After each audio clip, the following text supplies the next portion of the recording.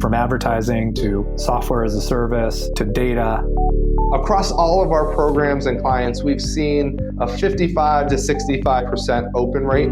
Getting brands authentically integrated into content performs better than TV advertising. Typical lifespan of an article is about 24 to 36 hours. If we're reaching out to the right person with the right message and a clear call to action, then it's just a matter of timing. Welcome to the MarTech Podcast, a Ben J. Schaap LLC production. In this podcast, you'll hear the stories of world-class marketers that use technology to drive business results and achieve career success. We'll unearth the real-world experiences of some of the brightest minds in the marketing and technology space so you can learn the tools, tips, and tricks they've learned along the way.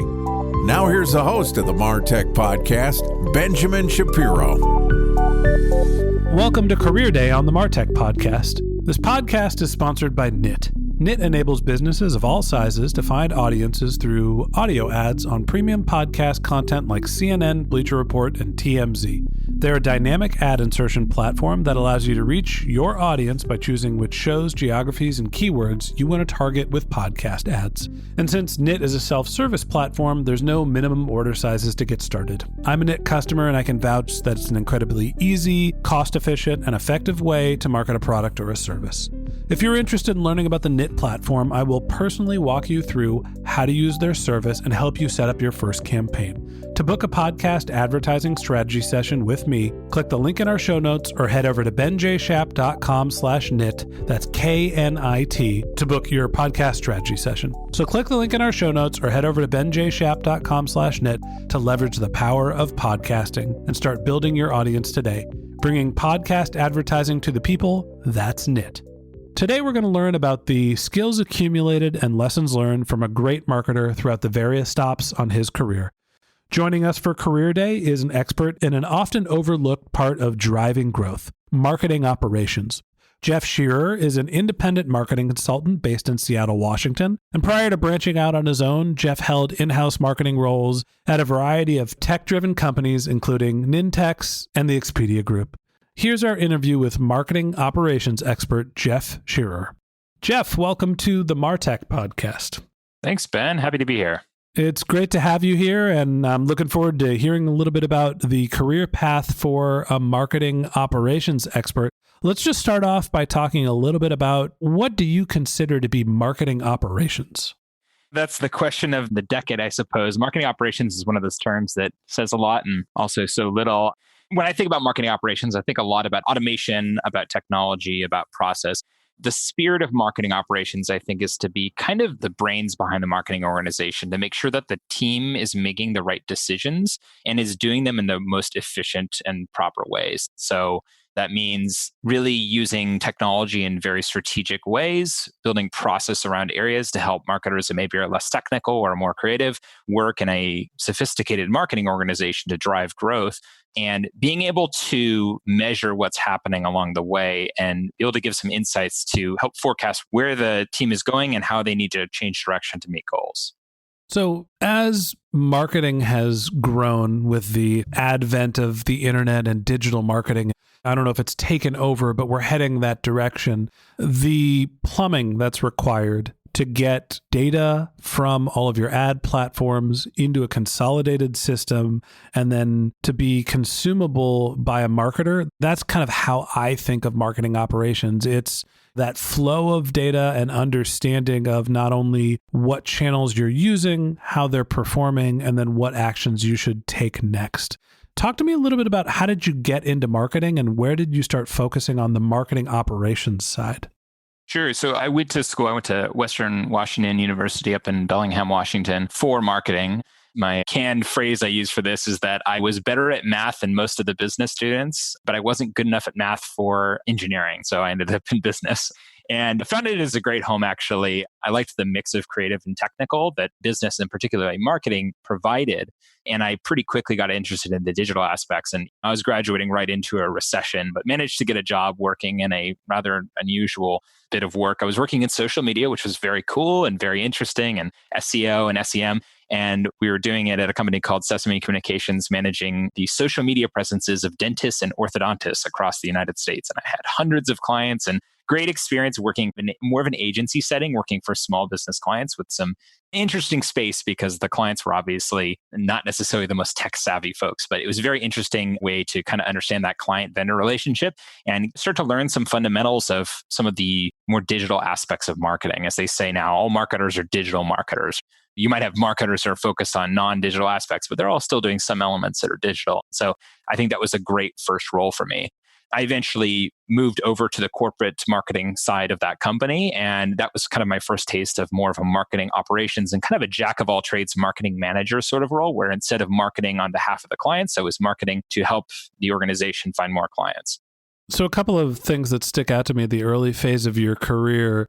First off, you're going to tell me that my orthodontist doesn't know how to run his own AdWord campaigns? Not quite. Although some of them think they can. Also not surprising. But kidding aside, you started off at an age where digital media was starting to be a mainstay and were working in small, medium-sized businesses. Were you doing a lot of campaign management? Are you placing ads, or what was the day-to-day focus of your job?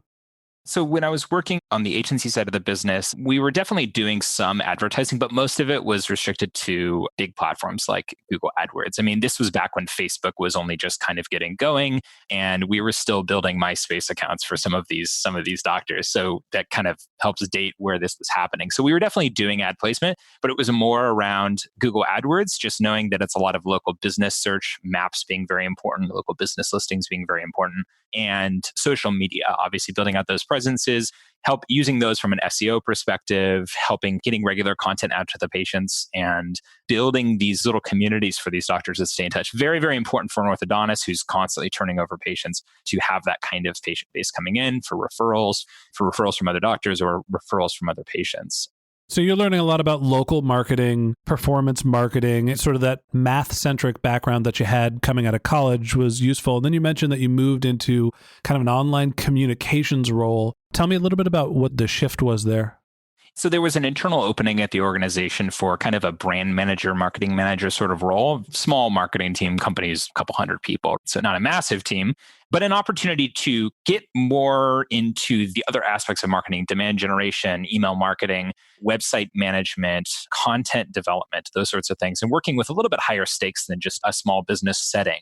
And I remember applying for the role and they had said, hey, we just bought this tool called Marketo and we don't really know how it works. We need help getting it set up. It's kind of just sitting there and we need someone who can figure it out. And I said, I can take that challenge. I don't know how to use it, but I'll figure it out. And that was actually a very good career move for me because that really set my trajectory onto the marketing operations technology path that I think is so perfect for my interests and skills. And it was just through that internal role change that all started. It's funny that your role as essentially a brand manager morphed into you're going to do marketing automation and email marketing. It's kind of like the perfect role found you, even though that wasn't the job that you accepted. Yeah. People will ask me all the time, how do you get into marketing operations? And I'll say, well, I kind of fell into it. Really, it was, you know how it is with a small marketing organization. You kind of have to figure out what needs to get done and figure it out. I was doing a little bit of event management. I was doing some budget management. I was keeping the designer on track. But then the thing that I found myself really getting interested in was the marketing automation path because it was just like, this is perfect for me. This is like playing with Legos all day, but doing it where you get paid. I think that's a great way to talk about marketing operations. And honestly, the way that I think of modern marketing is you're hopefully bolting together, but sometimes screwing and duct taping different platforms together and try to get the data and the platforms to talk to each other. But that's neither here nor there. Tell me a little bit more about, you were at this communications company, you're focused on small businesses, you start getting into Marketo, and you mentioned that's the beginning of your career path. Where did you head from there? So I had gotten into Marketo relatively early, and Marketo is one of those companies where people will hold them up a lot as an example of a marketing organization that does good marketing. And I think that's fairly deserved, but I think they're specifically very good at the customer marketing side of things. And one of the things I was struck with early on was how invested they were in building a community and really having their customers talking to each other and helping kind of champion the brand and become real power users in much the same way that Salesforce does with their MVP program. So very early on, I got involved in the local user group, and I eventually became the leader of the user group in Seattle. And then I joined their Marketo Champion program, which are really kind of their top users worldwide who are power users of the tool, really experts and folks who want to help others. I find that that's a big part of what I like doing is helping pass knowledge on to others. So when I'd find an interesting way to approach something in Marketo or with a tool related to Marketo, I would write a big write-up about it on their community and share it with others. And it kind of helped build my network and reputation as someone who really knew this tool well and could find novel ways to use it in an organization to drive the results that were promised when they bought the tool 2 years ago. So that's part of what got me onto this track while I was in my role at Sesame Communications. And it's what helped me get my role at Expedia. It was my reputation that I had built as kind of a thought leader in this space. So you went out and essentially engaged the community of Marketo users, built a reputation as a Marketo expert, landed at the Expedia group because you had a visible personal brand as a Marketo expert. Talk to me about the role at Expedia. Were you obviously working with Marketo, but what was your area of focus? The role was with Expedia, specifically their corporate travel division, Agencia. So it's still a B2B function within it. And I'll say all of my roles, with the exception of my first role working on kind of more an agency setting, have all been B2B roles. And I found that that's really been an area of interest. And there's so much interesting happening in B2B that I don't necessarily need to go to the B2C side. But moved over to Agencia, their corporate travel division, and took a role running effectively demand generation for North America. So we're a small team with a director of marketing and a customer marketing. So I was the one focused on new business, and I had a counterpart who was focused on customer marketing. We were using Marketo. We had a advertising budget, and my role was really to sit with the sales team in that region, both the folks managing small accounts to the folks managing the big millions of dollars accounts, to help them find new customers, drive engagement with those accounts. Obviously, when you're selling corporate travel, those are big, long contract life cycles. For big companies, it could be a 3-year contract, right? So you can imagine how long that sales cycle is. Having marketing, staying in touch with those contacts and staying relevant when 3 years pass and your contacts have completely changed is very important. So I really learned a lot about the alignment that's needed between sales and marketing to really get things done. And the idea of really becoming good friends with, especially your inside sales leaders, as a marketer, to understand and really empathize with what they're trying to do and where their needs are, and find ways to support them, but also make sure that you're not just acting on the whim of every salesperson who comes to you with an idea, finding that balance. And a lot of it just comes with sitting by those teams and working with them to really understand what's going on and have them, again, understand your perspective of things as well. I think that was a big lesson. Probably the biggest lesson I learned at Expedia was that sales and marketing alignment, finding that balance.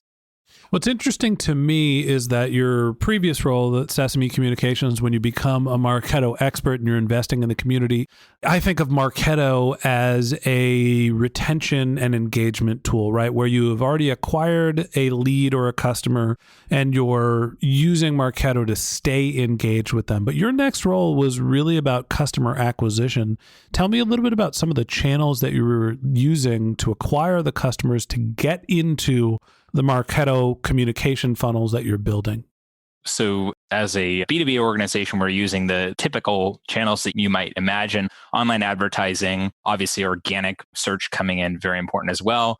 We would be doing partnerships with media groups to get placements on their sites or do newsletter sponsorships to acquire leads that way.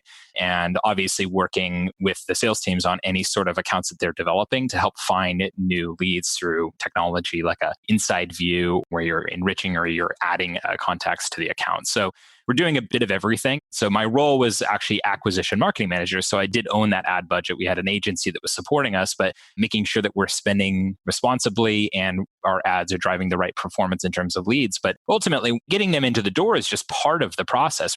I owned the first half of the customer experience, meaning I owned everything up until the first closed deal. And then my customer marketing manager owned the ongoing relationship. So while getting them in the door was the starting point, ultimately it was about building nurture to make sure that the leads that were coming into the system were being qualified properly. If we had content marketing, understanding that those leads aren't necessarily ready to just go and talk to a salesperson yet, kind of thinking through what's the right series of messages that we need to drive to get this person to a threshold where they're ready to talk to a salesperson.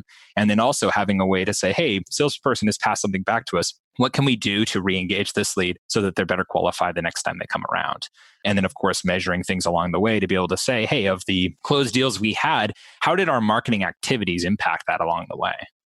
So I think that what you're saying is a very mature view of what marketing really is, where I think that a lot of people who are even marketers, but people that are outside of marketing looking at what the function is for, they're thinking of marketing, the guys that run the AdWords campaigns or that use Facebook and get customers to the website, and then maybe they send some emails, and you're looking at marketing acquisition, not just the sort of top of funnel activity of driving net new leads, but the engagement strategy, networking, and reaching out to a community to try to build the overall profile for the product that you're selling. Absolutely. And it's funny because with account-based marketing being such a hot term in the past couple of years, it wasn't really much of a term when I was in my role at Expedia. But what we were doing was exactly that. Because again, when you've got those kinds of sales cycles and you have those kinds of deal sizes, you're not just talking to one person and you can't just focus on, well, we got a lead in the door. It's, hey, we got a lead in the door that fits the persona that we're targeting and fits the type of account that we can sell well into, both in terms of the size of the company. Because you can imagine you could have a tiny company that does a ton of travel, or you could have a gigantic company that does no travel. So the measures of what defines a good customer aren't so clear for a travel management company. So thinking through that profiling and thinking through who are the people we want to be talking to, we were doing account-based marketing. We were doing direct mail campaigns to some of these folks. A lot of that stuff was very ahead of the game. And I don't credit myself for this. I credit really my boss, who was very much and still is a pioneer in this space. But I think that marketing tends to get relegated to, oh, we generate leads or we generate clicks. But especially in the B2B space, marketing has really got to be that strategic partner that helps people scale. I think it was an episode of the SaaStr podcast or something like that recently with Maria Pergolino, who's the CMO of Anaplan. And she said something to the effect of, marketers are what help sales teams scale. Without them, a sales team might say, hey, we can sell on our own. But ultimately, to scale and to scale efficiently where your profit is retained, you need to have a good marketing team that's thinking about that front end. And I think it's just short-sighted to think of marketers as just lead generators. I think that people confuse marketing and advertising often. For sure. Where lead generation is I'm placing an ad, I'm getting somebody to the property, I'm doing the outreach and meeting net new prospects. Marketing is broader than advertising, and it is really the development of a market and the promotion of a brand. And it sounds like your Expedia Group experience was sort of transformational in your career in the sense that you had this boss that was just sort of doing account-based marketing before account-based marketing was a sort of common buzzword. She was the ABM hipster. She was doing it before it was cool. Her name, by the way, is Jen O'Brien. She later worked at SAP Concur and ClearSlide, and I believe she's now at SAP proper. So we'll have to have her as a guest on the show. And yeah, absolutely. I could see that the ABM hipster being the title of the episode already. So after your experience working for the ABM hipster, where did you head next? So I was really itching to take on a role that would give me a little bit more of a global function, because obviously the role I was in at Expedia was very much a North America role. And I really was interested in working with more global teams. And I wanted to build a team of my own and take on kind of that more people manager role. So I had an opportunity to build a department at Nintex, which is a workflow automation company that's just down the street from Expedia in Bellevue, Washington. And I took on the role of director of marketing operations for that team. That role was less on the owning demand gen and campaigns and advertising and all of that, and more around how can we build the right process and technology and analytics to run an efficient marketing organization. And Nintex is a Marketo user as well. So obviously that was a component of it. But it was also around what are the right metrics for us to be measuring and how should we be tracking those? How do we connect the dots from our online advertising or our emails? Nintex is a big partner-led organization. How do we track the leads that are coming from our partners properly and look at all of the different touch points that are happening to be able to say that this deal was driven by these channels and be able to measure effectively what's the return on investment from those channels? So it's a big part of the role there. And collaborating with a rather large team of field marketers and more campaign-focused people to make sure that they're able to work with this technical, sophisticated marketing technology stack, but not feel like they're bottlenecked by marketing operations. Marketing operations is always going to be a smaller team. And so you have to think about how do you build an efficient and easy-to-use tool while still retaining controls where they need to be kept for where data is really at risk. You don't want just anyone messing with data, but you also want to cede some control to your day-to-day users to make sure they are able to get things done without driving you crazy with requests all day. So those were some of the lessons I learned at Nintex for sure. It's interesting. So this is really the first time where you have a title that specifies that you're focused on marketing operations, which to me indicates that there's a separate marketing team or someone else who is a director of something else marketing related. Tell me about the relationship between marketing operations, your team, and the rest of the marketing org. Are you seen as a support function? Are you independent and the owners of the data? What's the difference between those two teams? I think that's interesting. I was hired to roll under the chief marketing officer. So ultimately, that was the majority of marketing. We had some field marketing and product marketing in different orgs, but our brand marketing, our digital marketing teams, those were all under the same leader. So I kind of had colleagues on digital marketing, on brand marketing, PR, that sort of thing that I would collaborate with. So it was very much one of internal customers with requests and needs to improve the process or to just get campaigns through the door. So a lot of what that role was collaborating with those leaders to understand kind of where their needs were, where our gaps, where we wanted to get to, and understanding what they were trying to do with their programs, and then building a framework that kind of being that internal consultant to help design with them a process that would work. It's interesting, though, because marketing operations, I think, is evolving as a term. And I think around that time was when that was really becoming more of a common term and a role in organizations, probably even a few years before then. But now you're seeing it even bifurcate even more because you're starting to hear this term RevOps, revenue operations, where you've got a sales operations team, marketing operations team that work a lot together. But RevOps is this idea of bringing those two functions together under their own team. So rather than having a marketing leader owning marketing ops and a sales leader owning sales ops, you might have a RevOps focused org. I haven't worked in that sort of org yet. I think it has its own trade-offs, but that's a whole other series of complications, benefits, trade-offs, that sort of thing. Yeah, it's interesting. I'm starting to see at more growth stage companies, instead of having a CMO, they're having a CRO. Yeah. And CRO is interesting, right? Because CRO could mean head of sales. It could mean head of sales and marketing. It could be, any sort of things. And some of the orgs I've been at have had CROs who've been more sales focused folks, but it just kind of depends on the organization and how that works. It also depends on the CMO. Some CMOs you'll have are very brand and the more creative side of marketing. Other CMOs are very, very technical, very data driven folks. And that's probably where you start to see that CRO crossover a bit more. Yeah, whenever I hear CRO, I just assume it means VP of marketing and VP of sales, and they just gave two jobs to the same person. Mm-hmm. So talk to me a little bit more about, you go and you're setting up the infrastructure for all of these different peer groups within marketing. You mentioned direct response or your advertising team and PR. You're a support function for them. How is your role evaluated when you're not the one that's running the end campaign? Your job is to facilitate the production of that work. I think a lot of how we would measure ourselves, and obviously being the team owning the metrics, we would design our own metrics as well. And I would measure my team, my analysts. We would be sandbagging to make sure that our metrics look good.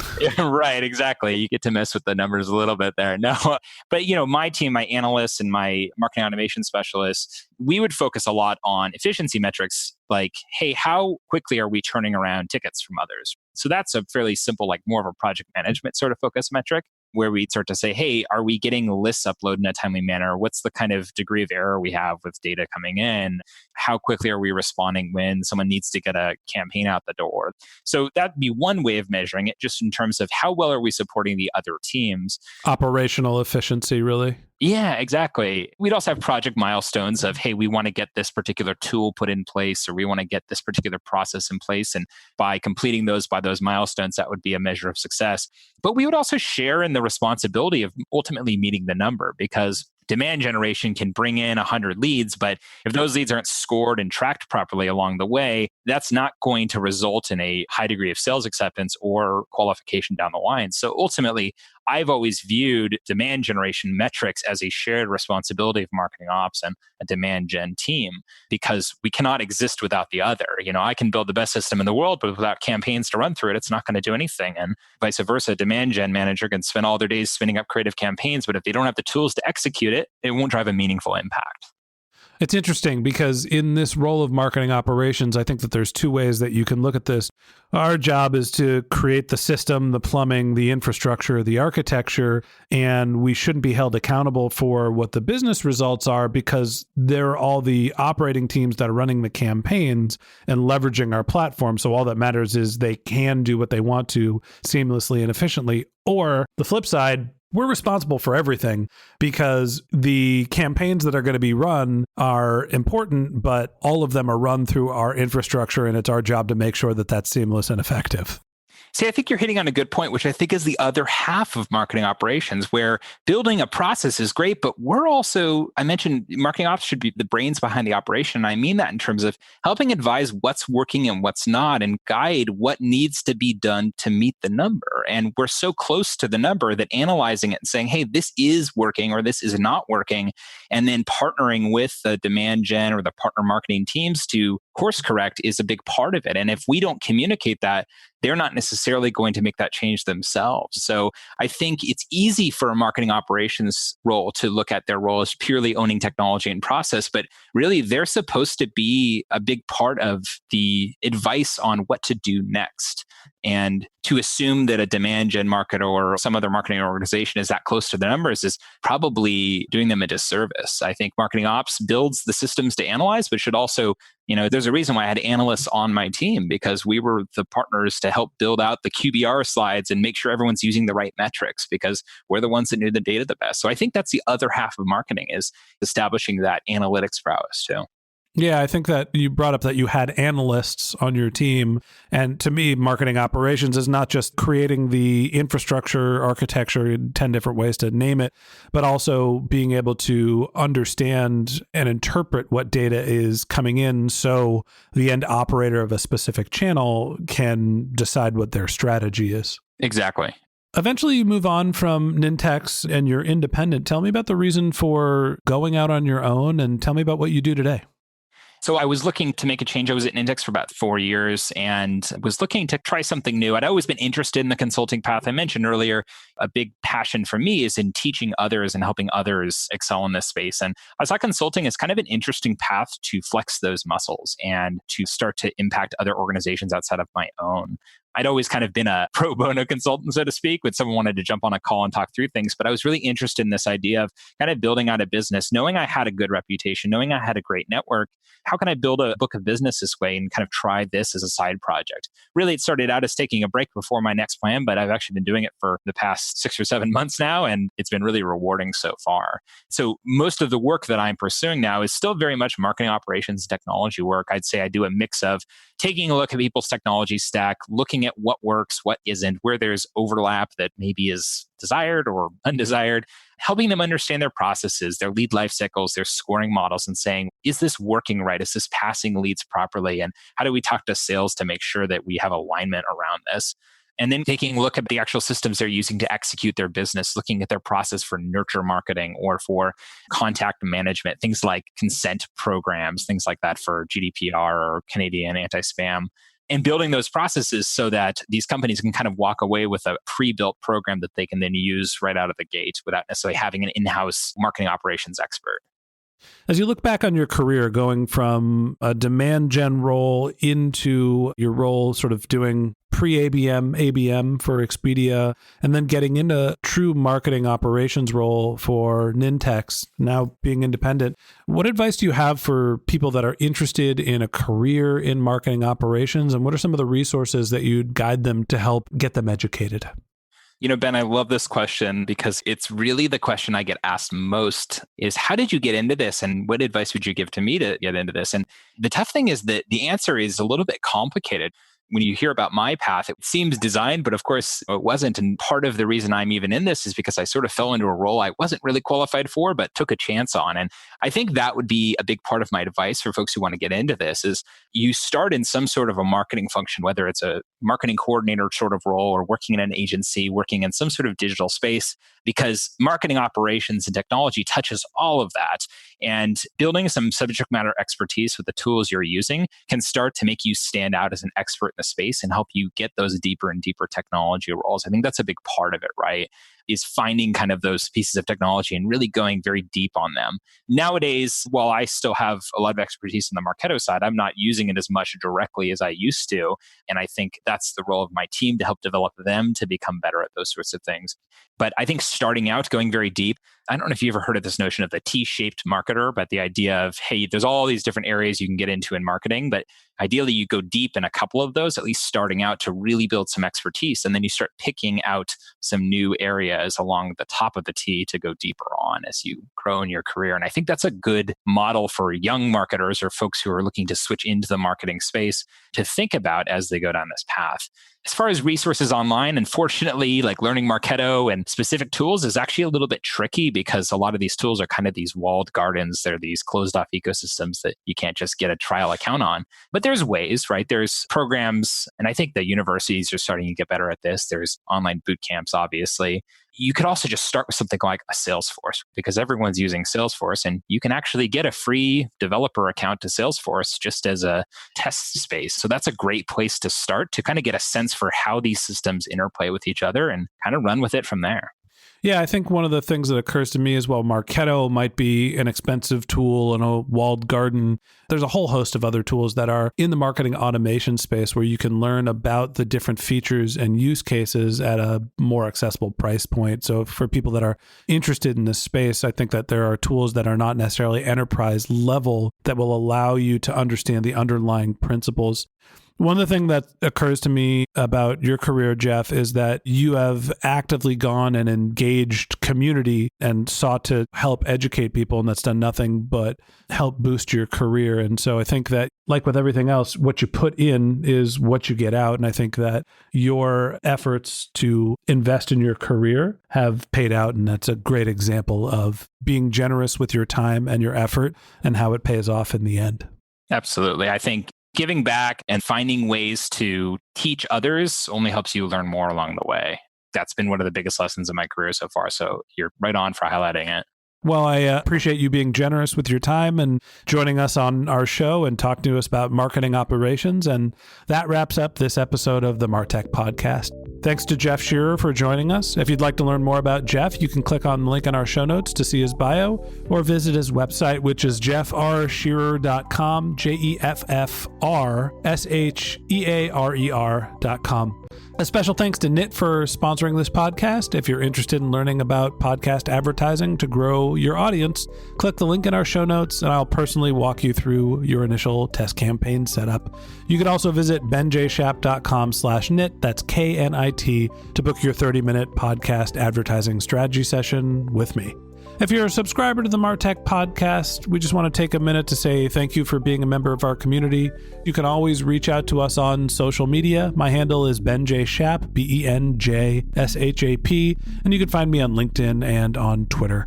If you haven't subscribed yet and you want a weekly stream of marketing and technology knowledge in your podcast feed, we've got some great episodes lined up for you, including tomorrow's update where we recap how this podcast performed in November. So hit the subscribe button in your podcast app and we'll be back in your feed to wrap up this month in podcasting tomorrow morning.